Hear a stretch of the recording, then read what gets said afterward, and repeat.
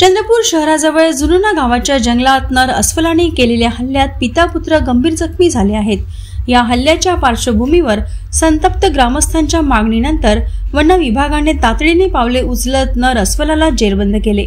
तब्बल 3 तास चाललेल्या अभियानानंतर चंद्रपूर वन विभागाने डाट मारून अस्वल ताब्यात घेतले। अस्वलाच्या उपचारासाठी त्याला वन्यजीव शुश्रूषा केंद्रात रवाना करण्यात आले आहे। आज सकाळी कुड्याच्या भाजीची पाने तोडण्यासाठी गेलेल्या अरुण कुकसे नामक इसमावर अस्वलाने हल्ला केला होता। हा हल्ला मोबाईल कॅमेऱ्यात कैद झाला।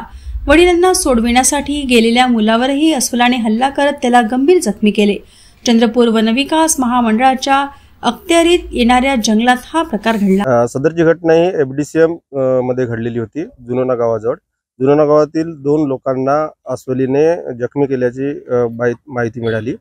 एफडीसीएमने आम्हाला मदत मागितली, त्यावरून आम्ही माझी रेस्क्यूची टीम आहे RRU तिला घेऊन मी मोक्यावर गेलो आणि अस्वलीला रेस्क्यू करण्याकरिता आम्ही त्या ठिकाणी जवळपास 3 तास शर्थीचे प्रयत्न केले आणि अस्वल आम्ही त्याला पकडली।